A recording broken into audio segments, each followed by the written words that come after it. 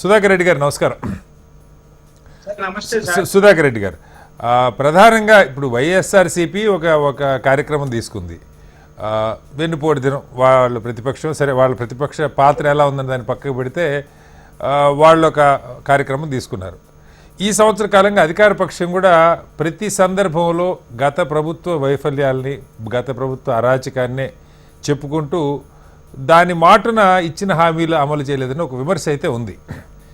హామీలు మొత్తానికి చాలా చోట్ల ఇంకా మొదలు కాలేదు, లేదంటే పూర్తి కాలేదన్న విమర్శ ఉంది.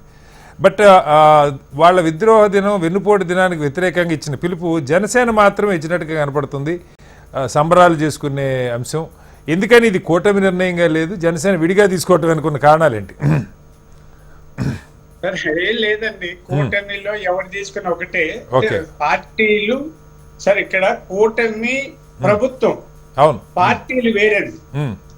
ఇది ఒక చిన్న స్లైట్ డిఫరెన్స్ ఉంటుంది. పార్టీలు తమ తమ కార్యక్రమాలు చేస్తారు. ఇప్పుడు మేము మొన్న మహానాడు చేసుకున్నాము. మహానాడు మిగతా పార్టీలకు సంబంధం లేదు, అంటే అందరం కూడా సంతోషపడుతున్నాం. ఇక్కడ వైఎస్ఆర్ పార్టీ వాళ్ళు రేపుని, అంటే అప్పుడు ఎన్నికల డిక్లేర్ అయిన రోజుని వెన్నుపోటు దినంగా ఏదో అంటున్నారు. నిజానికి వెన్ను తట్టి నిలబెట్టామండి. వెన్ను తట్టిన దినం ఇది. అందుకనే జనసేన వాళ్ళు పండుగ చేసుకుంటున్నామన్నారు.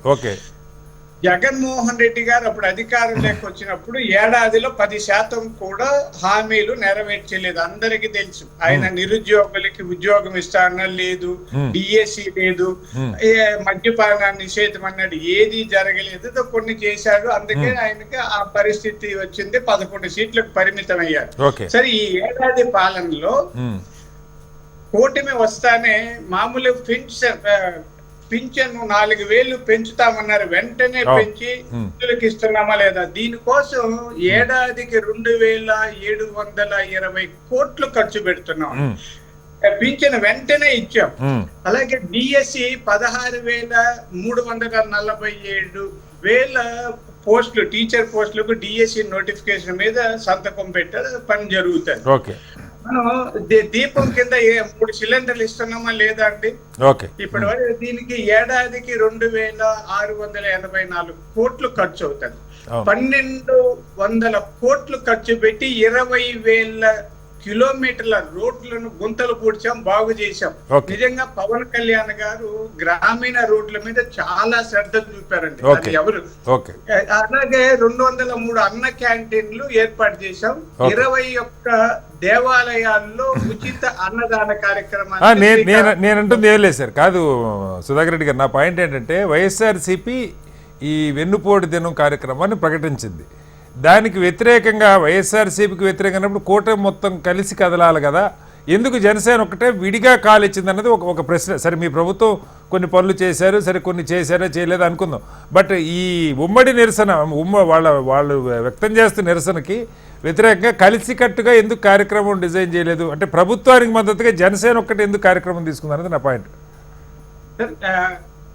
నిజానికి ప్రభుత్వం ఏర్పడి జూన్ 12వ తేదీకి పూర్తవుతుంది. జూన్ 4వ తేదీన ఎన్నికల ఫలితాలు చంద్రబాబు నాయుడు గారు జూన్ 12న ముఖ్యమంత్రిగా ప్రమాణ స్వీకారం చేశారు. అందుకనే విద్యార్థులకి కూడా జూన్ 12న 15,000 చొప్పున ఇస్తున్నారండి. తల్లికి వందనం కార్యక్రమం కింద పని. అందుకని చిన్న అంటే కమ్యూనికేషన్ గ్యాప్ ఉండొచ్చు. ఏ పార్టీ ఆ పార్టీ పనిచేయాలనే విధానంలో మా నాదెళ్ల మనోహర్ గారు నిన్న ప్రకటించారు, మేమంతా చూసాము.